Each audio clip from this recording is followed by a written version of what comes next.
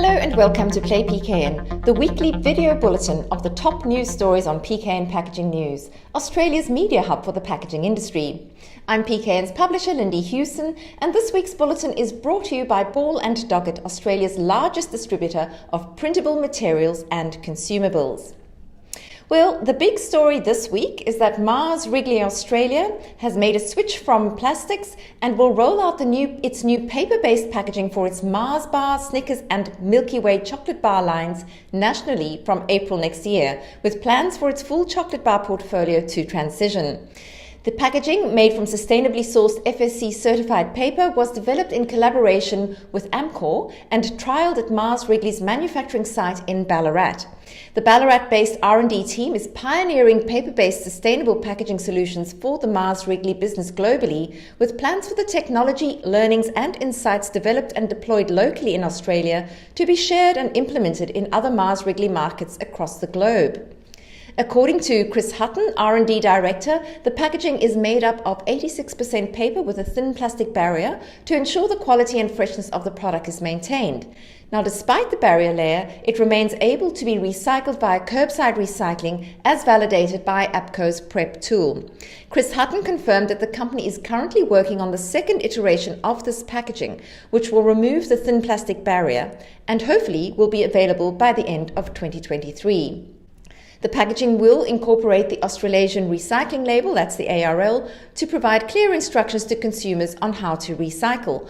Once the Australian-made chocolate bar portfolio is fully transitioned to paper-based packaging, Mars Wrigley says it is set to eliminate more than 360 tonnes of plastic from its value chain. Then, in an update on the ongoing REDcycle story, the ACCC has given conditional authorization to major supermarkets Aldi, Coles and Woolworths to engage in a soft plastics task force to explore solutions to address the immediate impact of the pausing of REDcycle's collection program.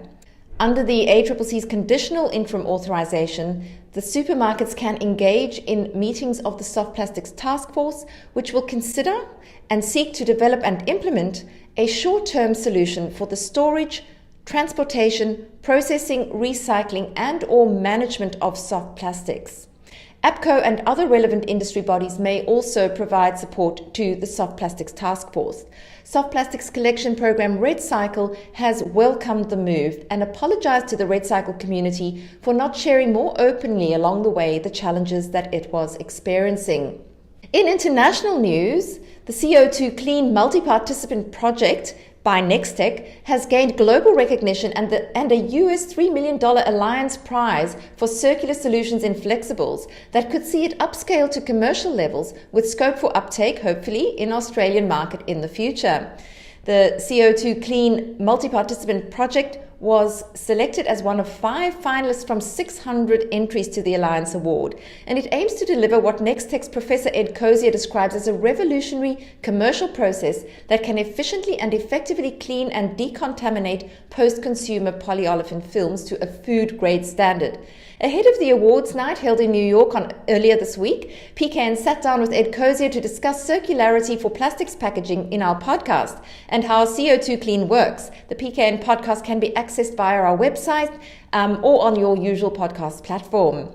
Still on circularity, and the Society of Plastics Engineers Plastic and the Circular Economy Conference, the first conference in Australia for a circular low-emissions future for plastics, was held in Melbourne last week. PKN attended.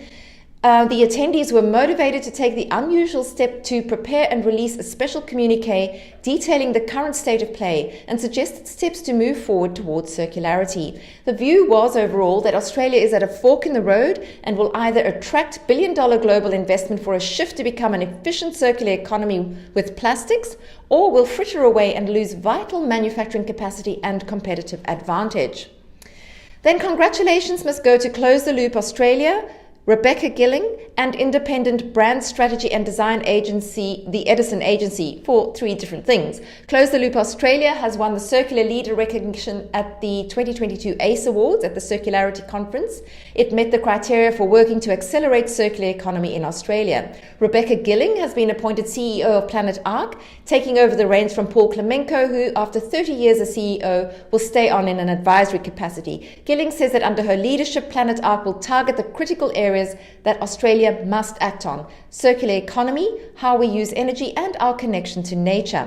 And the Edison agency picked up 6 trophies at the 2022 Transform Awards ANZ for work done for Grubbo Pet Food, Nestle's Uncle Toby's, and Billet Lease Partnership.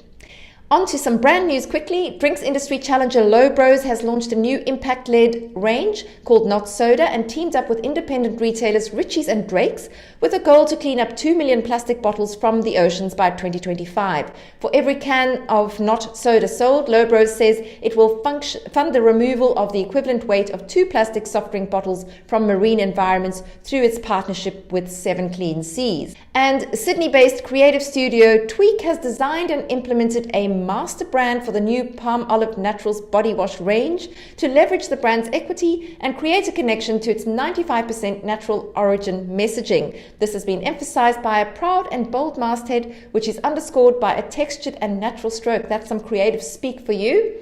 Well, that's it from me this week. For these and other stories, do head to our website packagingnews.com.au. Thanks as ever for watching.